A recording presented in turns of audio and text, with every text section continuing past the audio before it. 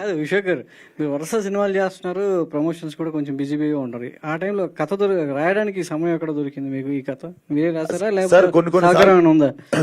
కొన్ని సార్లు మనము ఎంత స్ట్రగుల్ చేసినా కూడా రాదు కథ. దమ్కి నేను రాయలే కథ, చూసిరు కదా. అది నాకు దొరికిన కథను డెవలప్ చేసుకున్నాం.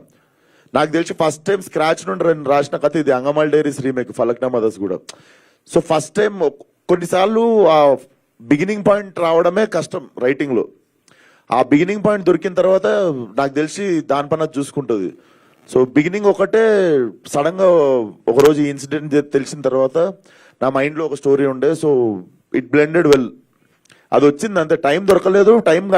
పని కట్టుకొని నేను రాయాలి, ఇప్పుడు ఒకటి తీయాలి, ఉద్ధరియాలని చెప్పి కాదు, సడన్ గా వచ్చింది ఐడియా అండ్ చాలా మంచిగా డెవలప్ అయింది. అవుట్ ఆఫ్ ఎక్సైట్మెంట్ చేస్తుంది ఇది. దమ్కి 2 ఏంటి, ఎప్పుడు దాని అప్డేట్ ఏమైనా ఉందా? అది పక్కకు పెట్టారా? దమ్కి 2 పక్కన ఎందుకు పెడతా సార్?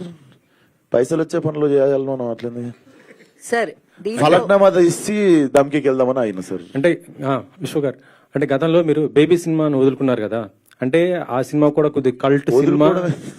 అంటే మీరు చేయనని అంటే చేసి అప్పుడు చెప్పారు కదా, మాట్లాడారు కదా. అవును. సో ఆ తర్వాతనే ఈ కథను మీరు క్రియేట్ చేసుకోవడం జరిగింది, అంతకు ముందు చేసుకున్నారు? అసలు సంబంధం లేని టాపిక్ దానికి నాకు వచ్చిన ఐడియా నేను తీసుకుంటున్న సినిమా. ఆ సినిమాకి మీరు ఎందుకు లింక్ పెట్టి అడుగుతున్నారో నాకు తెలియదు, కానీ దానికి సంబంధం లేదు, అసలు దేనికి సంబంధం లేదు. నేను ఇది అంటే బేబీ అనేది కల్ట్ మూవీ, దాంట్లో కూడా డ్రగ్స్ పైన కొంత చూపించడం జరిగింది, అది అందుకని నేను అడిగాను. అది నాది కూడా కల్టే సార్.